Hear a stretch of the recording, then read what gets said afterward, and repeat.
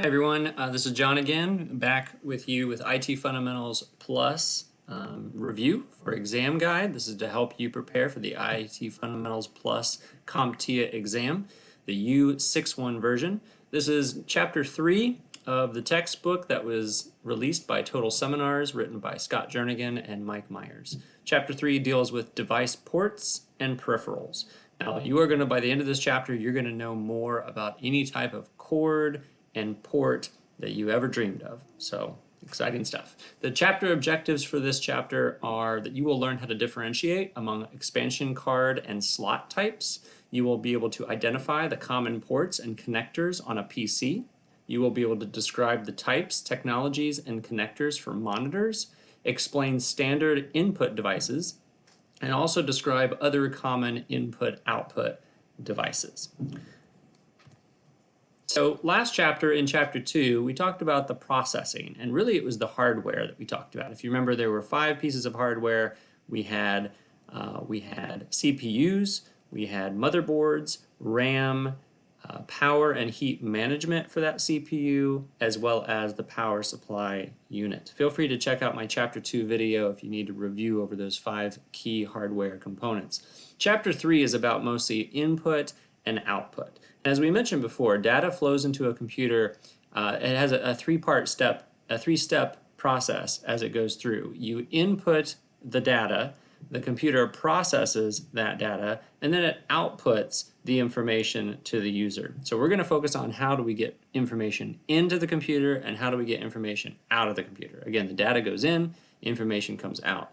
And there's a lot of different ways that can happen, and then we have a lot of different cords and ports and different things according to chapter 3.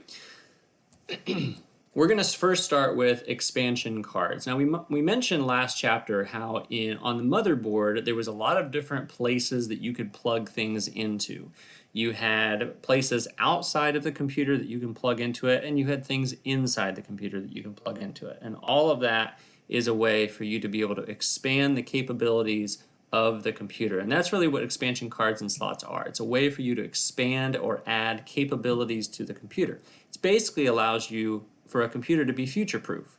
Anything that is created down the road that hasn't been created yet, your expansion cards and expansion slots will allow you to be able to add components to your computer that have not yet been invented yet. The first main type of expansion cards that I want to talk about is a video card. Now, a video card provides a way to connect to an external display, and it's best to use the fastest interface only. Now, as we mentioned before, most motherboards come in with some built-in capabilities. It has its own video card, it has its own audio system, it has its own networking interface, and that's great, and those can be standard and those can be fine for the general population. But if you're looking to go above and beyond what's normal, what's standard, you can add in a video card.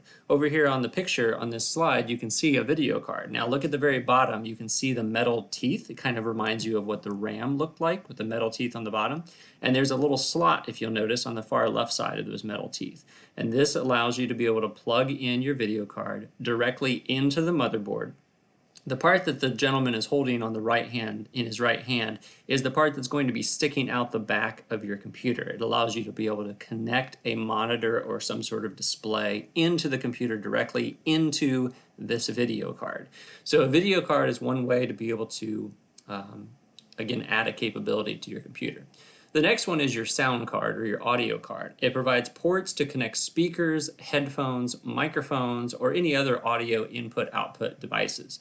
Most of these are going to be round 3.5 millimeter connectors. We're going to go into the details about the 3.5 millimeter connectors later on, but that's another way. Again, it's going to plug in to your motherboard. It's going to have a spot on the back where you can plug things into. The third one is your network card. Your network card can also be abbreviated as NIC or a NIC card. That would be a network interface card. It enables a user to connect to the LAN, which remember is a local network within your building or within your house. And it can be a wired network card or it can be a wireless network card. They both operate the same way. If it's a wired network card, you're going to plug into it an RJ45 cable. Again, we're going to go into cables later on. If it's wireless, it will usually have a small antenna and it will use an 802.11 standard. We will have a whole chapter dealing with wireless technology later on, so we'll get into that later. But this is a way for you to connect to a network, either wired or wireless. And then finally, a modem, it enables the user to connect to the internet in some other network using a regular telephone landline, which a telephone landline is called an RJ11 cord. It can be either high-speed cable or DSL. Back in the days when there was dial-up and a lot of people used their phone lines to connect to the network, this was the one that you used. A modem has to do with a dial-up or a phone line, an RJ11. Those are the four main types of expansion cards. There's a lot of different types of expansion cards out there for each of these categories, but these are the four main types: video, sound, network, and a modem. Now these expansion cards have to be plugged into your motherboard in some sort of way. As I mentioned before, there's little teeth on the bottom of these expansion cards, and you have these slots. If you look at the picture over here, you can see the parts in the middle, the dark blue and then kind of the light blue, right in the middle, the long ones. Those are expansion card slots. And these are called PCI slots. PCI stands for Peripheral Component Interconnect. And you have a lot of different PCI slots that will make it work. The one on the very bottom, the light blue one, is a regular PCI slot. It's considered just PCI. A PCI is an older general purpose slot. If you'll notice the slot, the little tab, break in the teeth is on the right hand side, whereas on the other two up above, those are on the left hand side. It just depends on what we have. So here's our little break over here on the right, and here's the other ones over here on the left. It prevents you from accidentally putting one in backwards. It will help you know what the slot is. But this is a regular PCI slot. These two up here are what we call PCIe. PCIe stands for PCI Express, and it's usually a faster slot for more up-to-date technology. So they have different levels of PCIs, as you can see here. You have a PCIe times 1, times 4, times 8, and times 16. And generally, those are the length of the slots. A PCIe times 1 means a shorter, one-lane, low-capacity slot, such as a network card. The motherboard typically has a lot of these, but this one right here is your PCIe times 1. It's a really short slot where you don't need a lot of information carrying over, but a network card is a great one to be able to put in that. The next one is PCI times 4, PCI times 8, and times 16. Again, it's basically talking about how much information is going through. Going all the way to the bottom, the PCIe times 16 is a longer 16-lane high-capacity slot, such as a video adapter.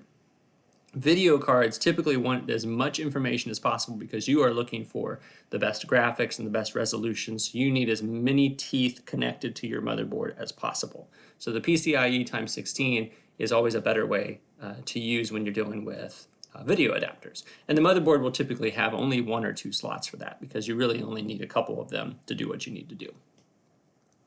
Finally, we have mini PCI, and a mini PCI is a PCIe slot that is usually dealt with laptops. Again, you don't have the luxury of having a whole bunch of room in a laptop, so they use a mini PCI slot for those things that you want to add in. All right, before I go into the next one, I have a picture just so you can see the pictures of these. This is a little illustration guide that I put together. As you can see, here's the different types of expansion cards. Over here on the left, you have your video card, you have your audio sound card. Notice how you have the different ports in here for the different things that you could put in for audio and video, audio and sound. Down here, you have your network card and you have your modem card. Now, they both look like they could be plugged in the same, but this one only takes a cord called RJ45, whereas this one is your standard phone line cord, which is an RJ11. Over here, these are the different slots that we mentioned, and these are what things get plugged into. The PCIe times 1 is up here at the top. That's the smaller one. The PCIe times 16 is a much longer one, more information for that video card. And the regular PCI slot is the one on the bottom. And notice how the tab or the slot over here, the little break, is over on the right side, whereas these are both on the left side. And then you have your mini PCIe. Again, this is what it looks like. It actually would be laying down because these would stand up perpendicular to your to your motherboard, just like a RAM stick does. These lay down because, again, laptops are all about thin and being slim, and so they don't want it to be bulk and standing up. The next thing I want to talk about are common ports and connectors. Now, these are usually what you would plug into a computer from the outside of a connector, not a card that you put inside of the computer. The most common port and connector nowadays is called the USB, which stands for Universal Serial Bus. A USB enables the user to add a variety of components to the PC. It's an industry standard connector. A USB can carry both data and power. You might have seen some cameras or some other things that are completely running on their own without being plugged in. That's because a USB can carry both data and power. It can carry both. There are different USB generations, and most everything is USB nowadays. If you have any kind of peripheral, any kind of external piece of equipment that you want to plug into your computer, it's usually going to be a USB connector. There's USB generations. There's USB 2. As you can see here, the USB can change with the speed of the cord, and it's 1.1 all the way up to 12 megabits per second. And then you can have a high-speed USB that goes all the way up to 480 megabits per second. And that's a big jump from what the regular 1.1 to 12 megabits is. You also have a USB 3.0 and a USB 3.1. As you can see, these are much bigger. A gigabit is 1,000 times bigger than a megabit. So the high-speed USB 2 was only about half of a gigabit per second, whereas a USB 3.0 is 5 gigabits per second. That is 10 times faster than what a high-speed USB 2 is. And then the 3.1 is 10 gigabits per second, 2 times faster than the 3.0. These are typically color-coded. They're not always, but I've got a picture to show you of the different ones here in a bit, so you can see what the different generations of USBs look like.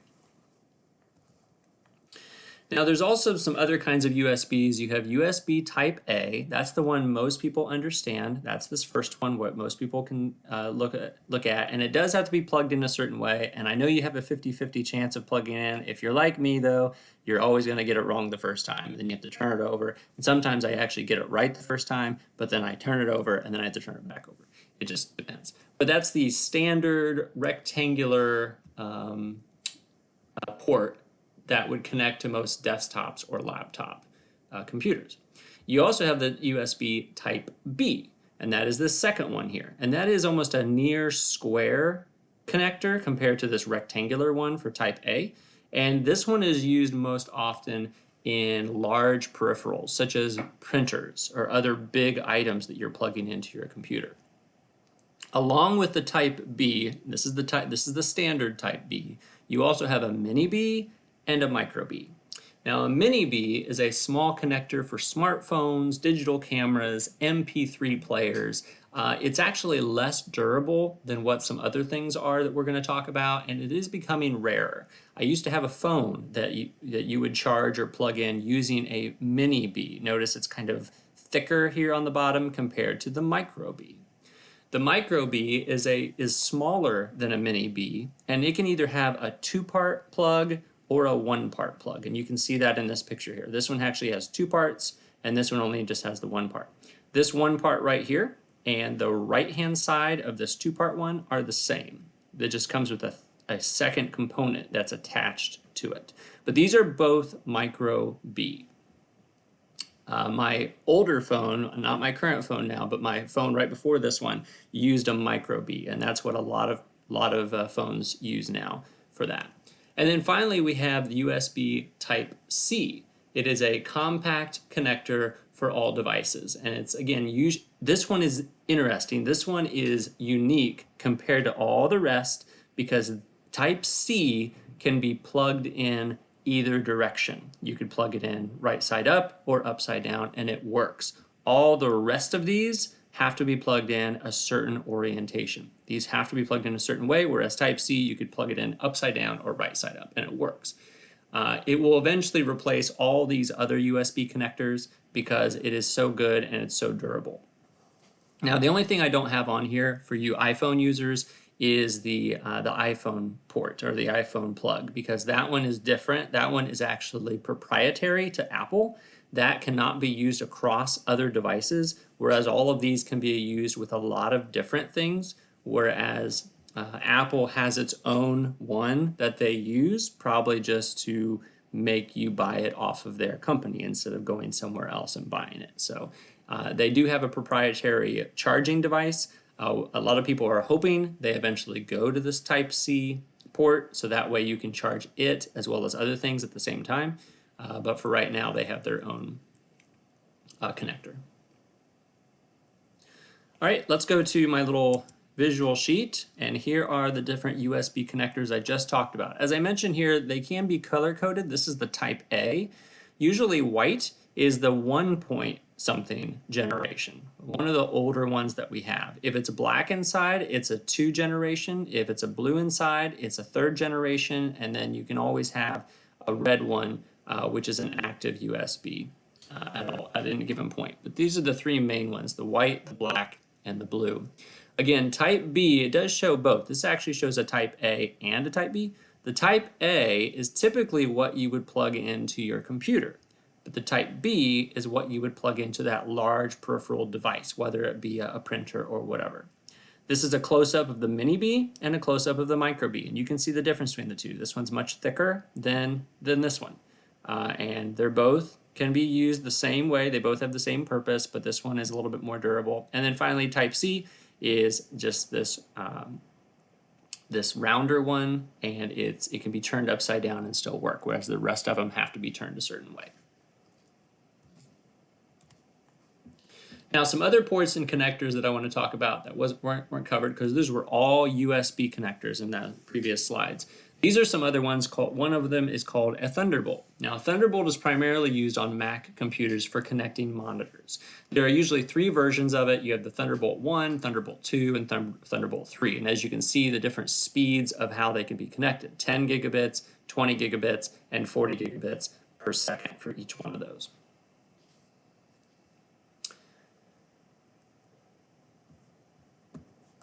You also have a bunch of other ones. So these are some other ones that are, again, not USB, but some important ones to know for the IT Fundamentals Plus exam.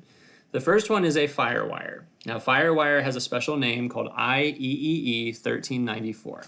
That's kind of the technical name for it, but the general name for it, it's called a FireWire. It's used primarily with cameras, media devices, external hard drives. It is less popular than the USB, and they do come in some different generations. You can have a FireWire 400 and a FireWire 800, which means it would be 400 megabits per second and 800 megabits per second.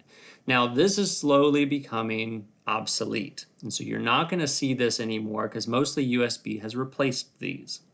We also have eSATA. eSATA is used exclusively for SATA storage devices, and those are primarily external hard drives. And so I always remember that the letter E on eSATA represents external. So it's a hard drive that sits outside of your computer, and you can connect it with an eSATA cord.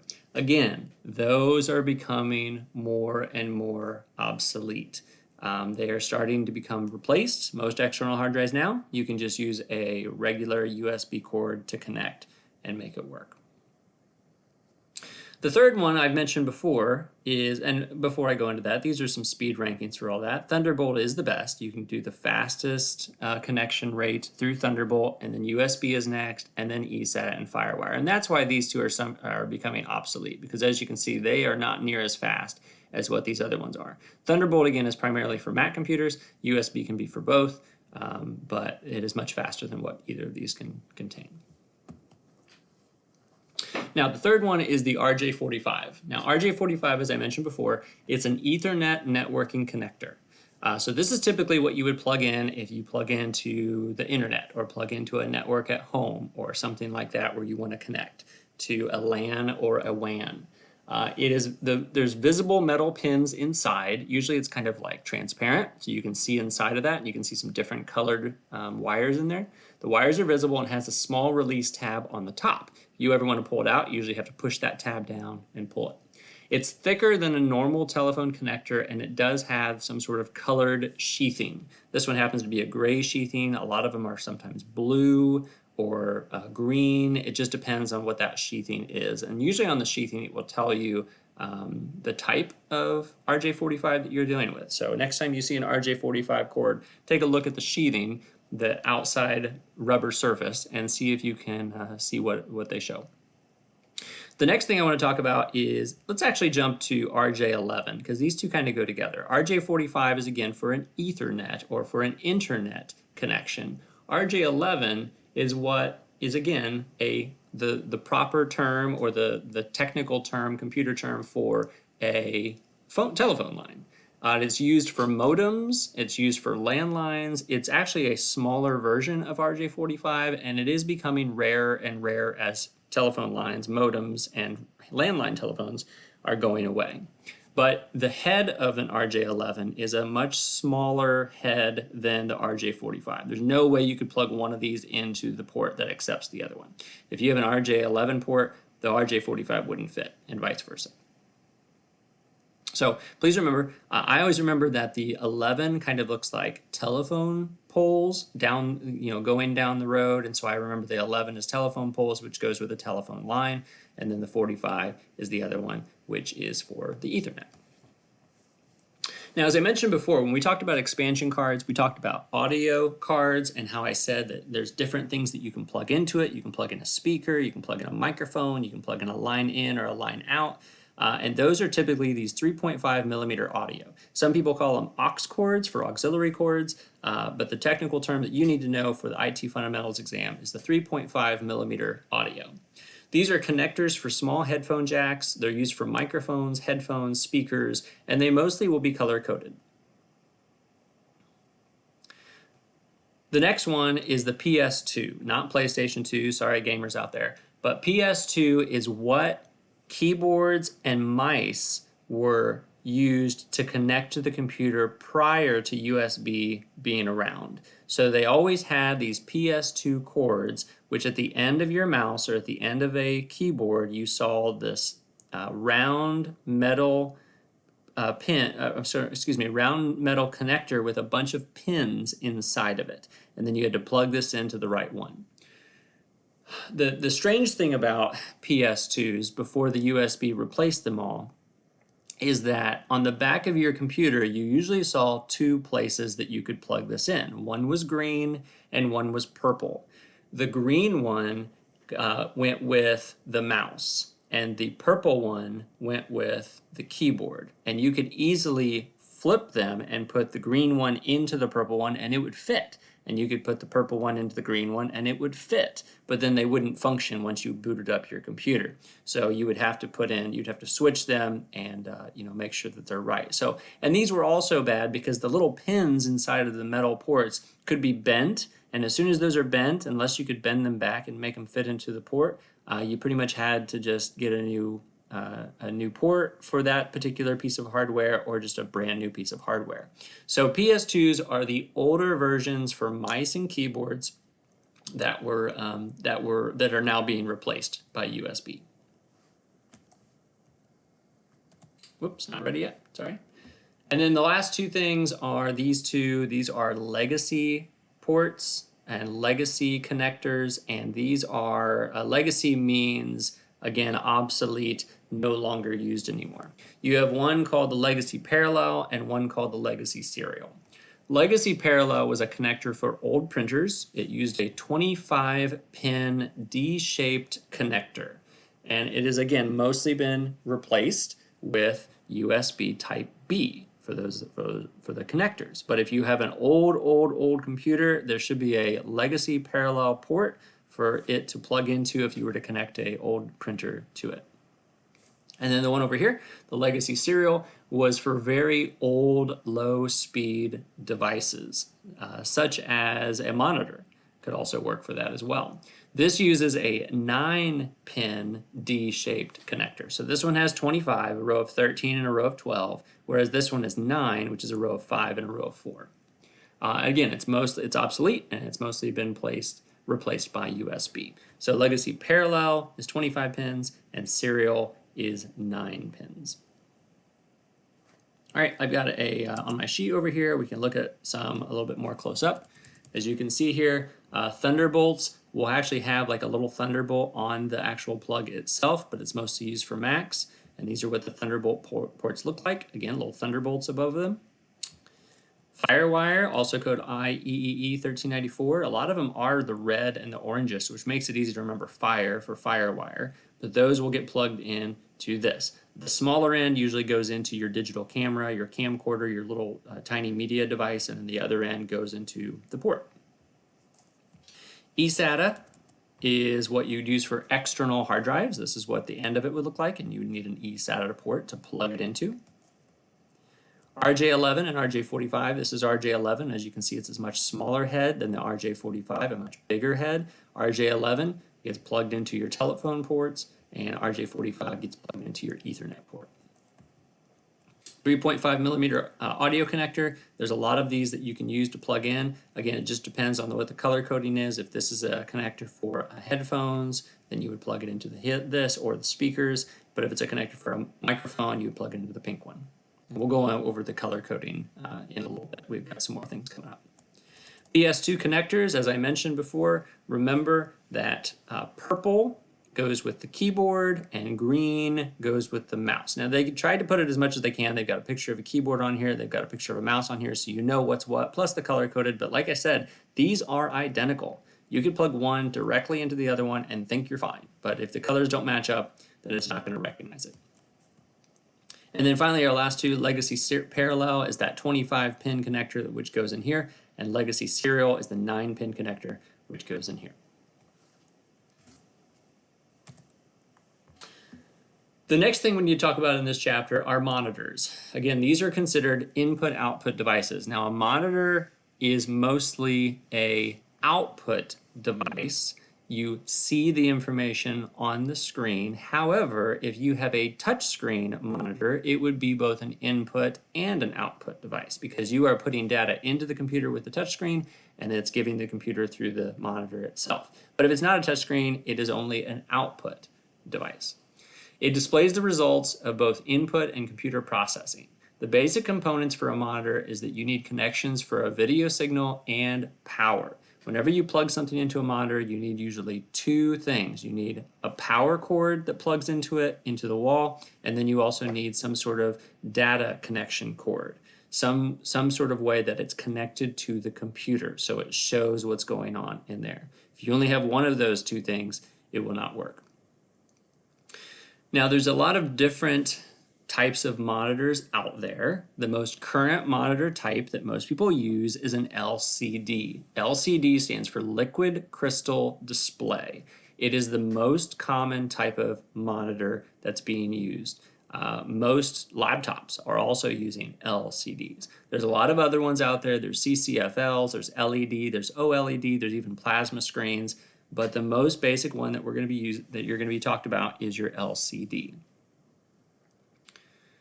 Now, LCDs can be on have different displays. There's two main displays that are being used. You have your 4:3 display, which is nearly box-like, nearly a square. And then you have 16:9 or 16:10, which is widescreen. And a widescreen is what most monitors are set up as. They're much wider than they all are taller. They're great for viewing movies if you have a television with a widescreen, or they're great for side-by-side documents if you've got a computer. Now, what I have down below this says CRT. Now, CRT stands for cathode ray tube. Now, these are the old monitors that a lot of computer companies used to use.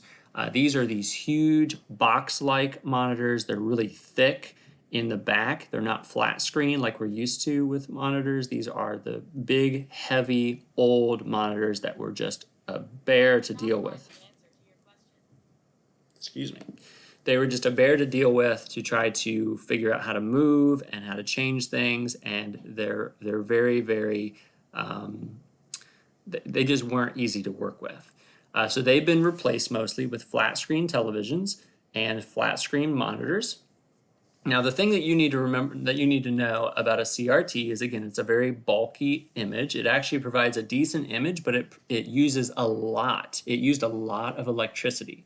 And also the thing about CRTs that's important to know is that you never, ever, ever wanted to open them to do any kind of repairs or just to kind of mess around with an old one that's no longer working, because inside of CRTs were a lot of hazardous chemicals that were being used.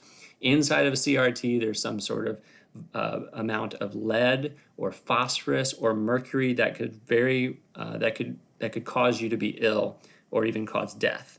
So the thing about CRTs is that if you're not using them anymore, you can't just throw them in the garbage because there is a lot of hazardous chemicals inside. So you have to find a special place that will take the CRT monitors and dispose of them properly. And again, you would never want to open these by yourselves because of all the deadly chemicals that are inside of it. So you'd have to take them to a professional or a specialty shop so they deal with it and they know what to do. Another type of monitor is a projector. And you would see this in like classrooms or offices or boardrooms where these projectors are being used to show the image of the computer. You don't have a monitor, you have a projector. The projector shoots an image onto a screen. The most important qualities of a projector are two things. You have lumens, as you can see here, it means the amount of brightness. If it's a very dim room and you have a very dim projector, you won't be able to see very well. Or if it's a very bright room and a very dim projector, you're not going to see very well.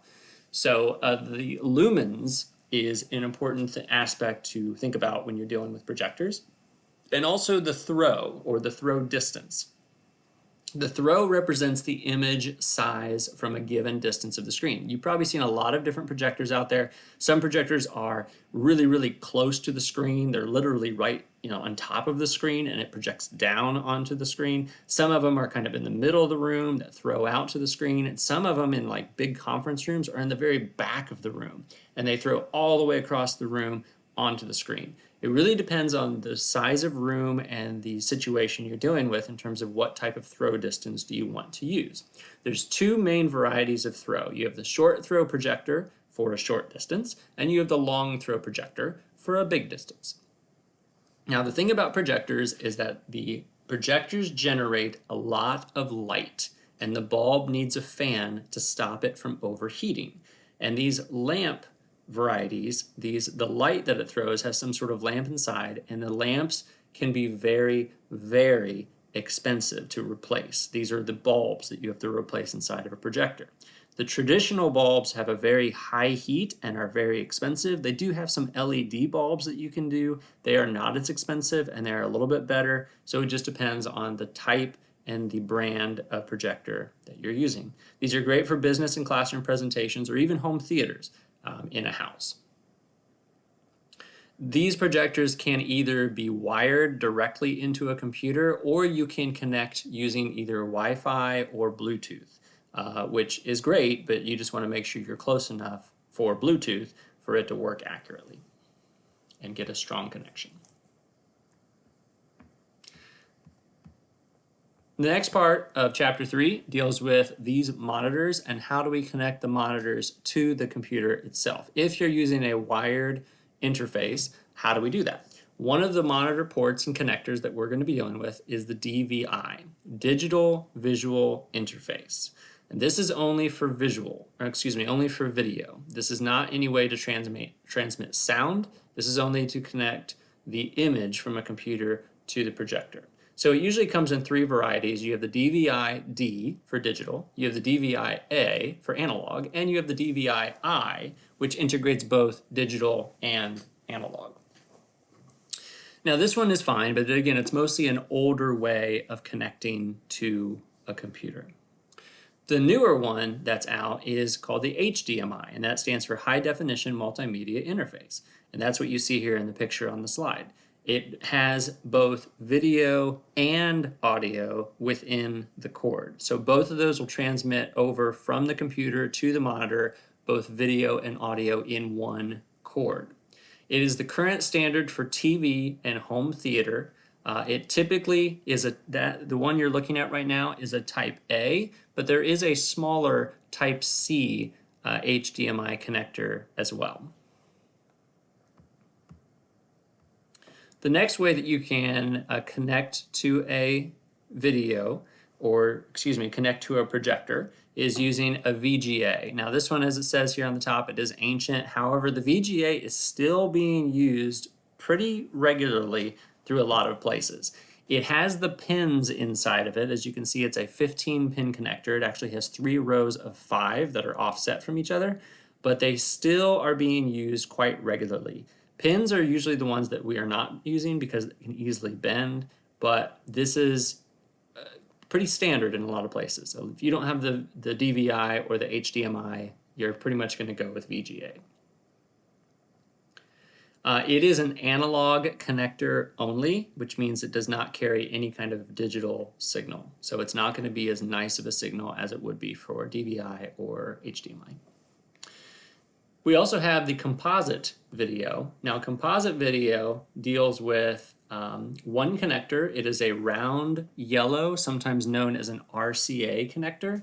It's usually paired with some sort of white and black audio connector, but it does not support any kind of high resolution. It is a video only, and there's a single connector, but it does come, sometimes the single cord has 3 ends to it, and I'm going to show you a picture of that here in a minute about video and audio.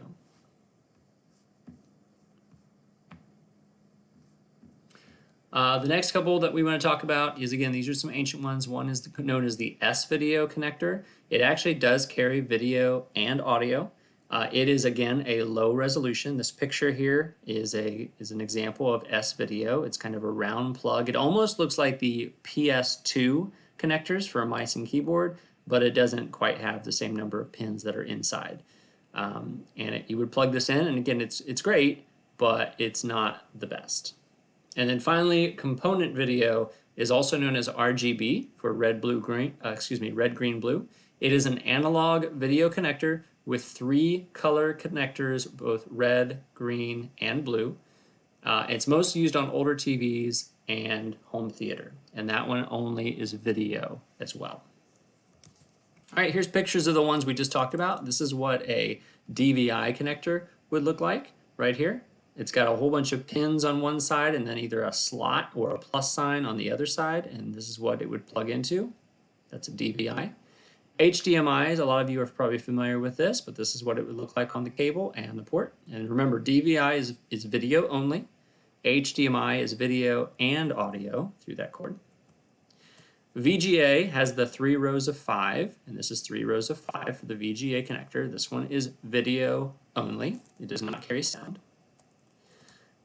Composite cables, now this is what we mentioned, the yellow is the video. If you only use the yellow, only the video will come through, but you do have usually a red and a white, or a red and a black that goes with it, and those are for the audio as well.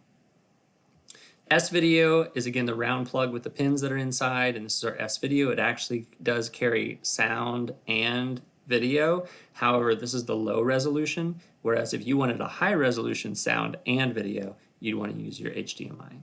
And then finally we have component, which is the RGB. And as you can see, it's got red and green and blue. And these go into the red and green and blue ports for a component. Some other modern monitor connections are mostly found on Macintosh computers that we're going to be dealing with here, but one is called DisplayPort. And that is the one here in the middle with a little D on the end. It's almost rectangular, but it's got a little notch out of the corner. And it does support high definition videos, and it is the same size as a USB, but it does have a notch, which allows it not to fit. You do have also Thunderbolt and Mini DisplayPort, and those are also can be used. This is your Thunderbolt over on the side, and these are mostly common through Apple computers, although Dell computers, some of them do accept both of these as well, but they're mostly common in Apple computers. And then obviously you can use an USB, which would look like this. It's got the 3 little kind of like branch things on the side, and it's just rectangular, and that's used for projectors. All right, and here's those 3 things we just talked about a little bit more up close.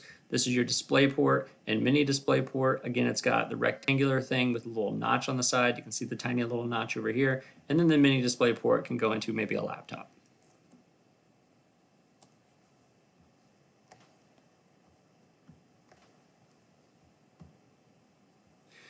All right, we're going to switch gears and still talk about input and output devices, and we're going to talk about a phone now, or a computer with a touch screen. And both, if it has a touch screen, as I mentioned before, a touch screen is both an input and an output device. Touch allows you to be able to put data in, and then the screen allows you to see the information out. So it is both input and output. Now, a touch screen is usually two different types of touch screen. Most phones or tablets or things that have a touch screen are either resistive touch screen or capacitive touch screen. The resistive screen is basically two sheets of plastic, which when pressed, they come together and create an electric signal. And you can really use anything to touch with a resistive. You could use a finger, you could use a stylus, you could even use a finger inside of a glove or the elbow or the end of a pencil. As long as it puts some sort of pressure on the touch screen itself, it will recognize what happened and it will do what it needs to do. Now, the problem with a resistive touch screen is that anything that bumps into it is going to pick up a signal, pick up the pressure and do something from it. So that's not always ideal. So we do have also a capacitive touch screen. It is made of glass and it uses the electric properties of the human body. And that's what most smartphones and most touchscreens are dealing with now. Because with a phone, as you probably know, you can't touch the touch screen with a finger inside of a glove or inside of some sort of, piece of material between your finger and the touch screen itself. It won't recognize it.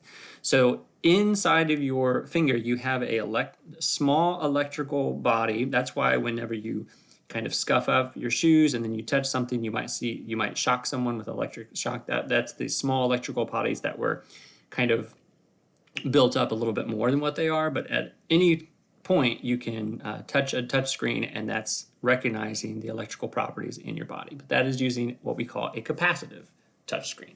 Remember, touch screens are both input and output devices. Another input device is a keyboard.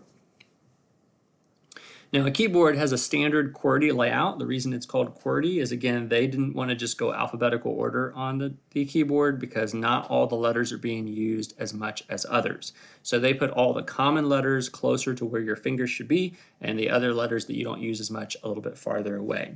It's called QWERTY because starting with the letter Q next to the tab button, it spells QWERTY, if you never saw that before, QWERTY. So they call it a QWERTY keyboard because it's in that order of things. On a keyboard, again, this allows you to put information into the computer using this input device. You do have some function keys up at the top, F1, F2, F3, F4, and these are shortcuts to specific functions.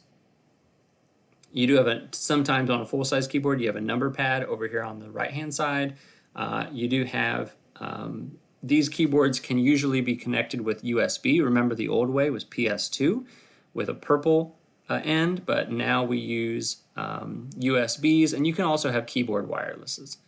Try that again, wireless keyboards. It will have a dongle, which is something that you do have to plug into the computer itself, so that way the computer knows to look for the signal that the keyboard is giving out, and also so you're not typing on somebody else's computer. It's connecting to the one that you want to.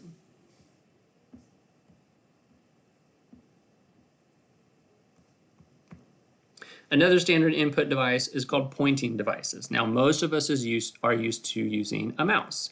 There are these 5 different pointing devices that will essentially do the same thing.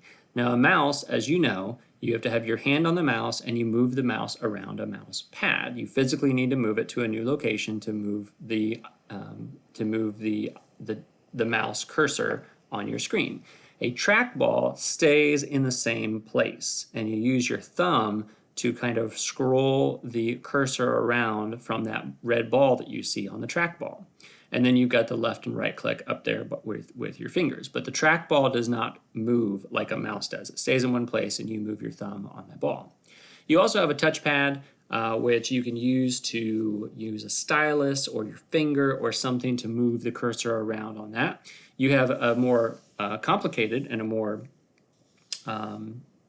interesting touchpad called a drawing tablet, where you can literally use to draw things on the drawing tablet. And then you have a joystick, which is a lot used for gamers, but you can actually hook up your joystick to a computer and use that as a mouse as well. But these are all input devices. Other common input and output devices are audio devices, sound output, and sound input. Audio devices are mostly common with a 3.5 millimeter audio jack. Now, I mentioned how you can have different colors that go along with this. These are all 3.5 millimeter audio jacks. So here in this picture, you've got some different colors going through. I'll just go through them real quick. Green are main speakers or headphones.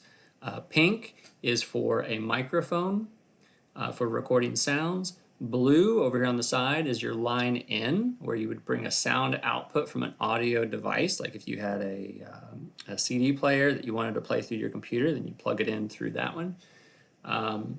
Orange is your subwoofer. It has thumping bass with a subwoofer attached.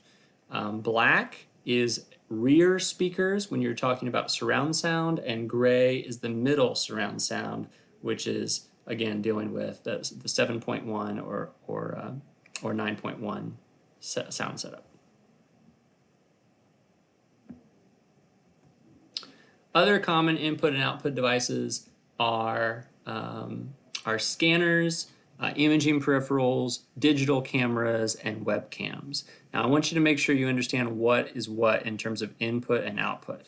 An imaging peripheral here, an imaging peripheral is something that you're putting into the computer. So you are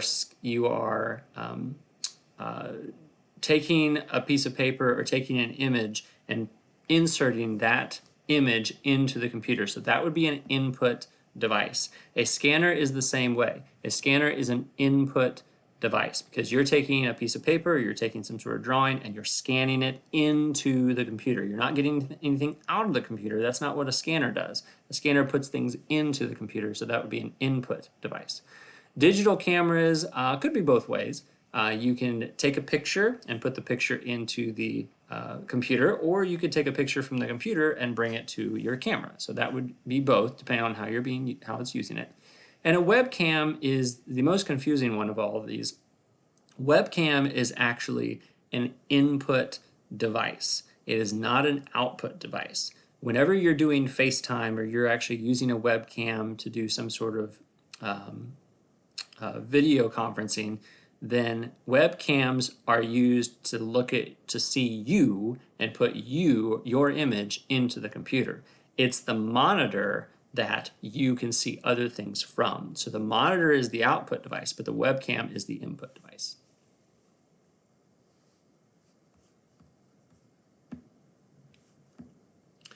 A few more things dealing with input and output, as I want to talk about printers. Now, we talked about how a scanner is an input device because you can scan things into a computer using a scanner. A printer is the opposite. A printer takes things from the computer and prints it out for you. So that would be considered an output device. And there are four main types of printers that I want to make sure that you know for the IT Fundamentals exam. The first one is called an impact printer.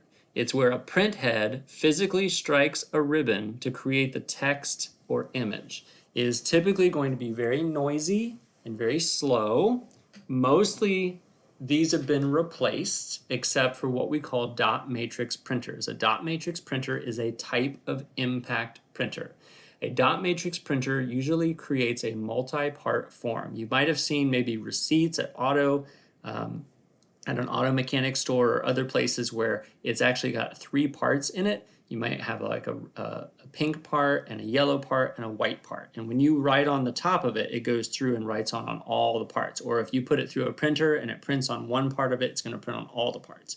And that is an impact printer because those multi-part forms are counting on the pressure being hit on that piece of paper. So it needs the pressure, it needs the strike, the physical strike from the print head. But that's an impact printer. Typewriters would be an example of an impact printer, except it's not a printer, it's not mechanical, like a regular impact printer would be. An impact printer uses, as I mentioned, I know I'm beating a dead horse there. I know it talks about using impact. Another word for impact that you need to make sure you understand is percussion. A percussion, if you think about percussion section of a band, is the drum section, and they count on you taking the drumstick and hitting the drum with it. So it's the same thing. So it's the only printer that uses impact or percussion to print. The next type of printer is an inkjet printer. It uses liquid ink cartridges. It combines ink to create the colors needed. It either uses heat or pressure to push ink onto the paper. But an inkjet printer has ink cartridges, and you put it into your you put it into your printer, and then it sprays the ink onto the paper. It's great for photos. It's great for presentations. It actually works really well whenever you're trying to print off photos to have an inkjet printer. Now, the thing about inkjet printers is that if you go to the store, inkjet printers are going to be very cheap, but the cartridges that you need to continually buy for ink will continue to add up and add up and add up. So it's cheaper up front, but in the long run, an inkjet printer is very expensive because of the amount of ink that you have to buy. The third type of printer is a laser printer, and that's what you see pictured over here. It relies on organic compounds that conduct electricity when exposed to light. Inside of a laser printer, there is this spinning drum, and the spinning drum becomes magnetized and demagnetized by this laser, and there is a literal laser inside of a laser printer, which is why it calls that. You need toner to make a laser printer to be functional. When this laser magnetizes and demagnetizes the drum, the toner sticks and unsticks to the drum and is then transferred to the paper by heat. So a lot of things to understand, but it usually develops very high quality products, and you need to understand that toner goes with lasers and obviously ink goes with ink jets. But there's a spinning drum, and the toner gets magnetized and demagnetized to the drum, which then comes out on the paper and then gets spit out. And it's usually a little warm. If you ever touch a piece of paper that comes out of a laser printer, it's usually a little warm because that's how the ink is transferred, the toner is transferred to the paper using heat. And finally, the fourth kind of printer that I want to talk about is a thermal printer. These are printers that heat specially coated paper and turns it to black. So you would see a lot of thermal printer papers such as a gas station or such as a gas pump. Whenever you put in your credit card and it transmits it, remember that's called a point of sale machine, specialized computer. Then it would print off to you a receipt, and those receipts, whether it be at a fast food cash register or a gas station credit card reader, those receipts are using thermal printers because they transfer heat. They heat up part of that paper in order for you to see what the receipt is. These are very cheap. These are very durable and not expensive for the person to use, but they also offer very low quality receipts. But it doesn't matter because you need a piece of paper to see what you bought. It doesn't need to be high quality. I don't know if you've ever done this before, but if you ever take one of those receipts, which are kind of like a slick, very glossy paper, again, they use special paper that can withstand the heat, then if you leave it out on the dash of your car on a hot day and you come back, that entire paper will have turned black because that's what's happening. It's used as a special paper. So I'm going to go back through one more time and make sure you understand the unique things about each of these. An impact printer, what's unique about it is that it uses a physical strike. It uses percussion to impact the paper and put the ink on it. Inkjet sprays the ink and then kind of heats it up for it to stick, but it uses ink. Laser uses toner, and it has that spinning drum inside, which magnetizes and demagnetizes the toner to the drum, which transfers to the paper. And thermal uses a special paper that can withstand heat. If you just put normal paper into there, the heat is actually going to catch it on fire. So we need special paper that can withstand the heat that the thermal printer will be putting onto the paper in order to get the image.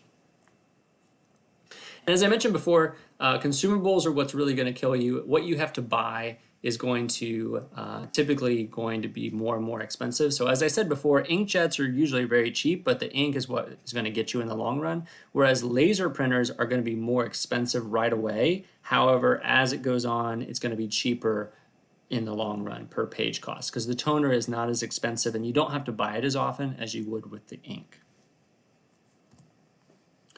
All right, the last thing we need to talk about is these fax machines and multifunction devices. These are, again, input and output. A fax machine can be both. You're putting a fax machine, you're putting a fax into it to send off, and you're also receiving a fax from somebody. So you're sending input in and you're receiving information out. So a fax machine would be both. Typically it uses traditional telephone wires. But however, some of them, there are some eFaxes now that can go directly into your network. So that's important. And then the other thing is called an MFD, and that stands for a multifunction device. The nice thing about a MFD is that it puts everything into one machine. You don't have to go out and, if you got a brand new company, you don't have to buy a printer and a scanner and a fax machine and a copy machine. You can just buy an MFD, a multifunction device, and it has all of them built into it.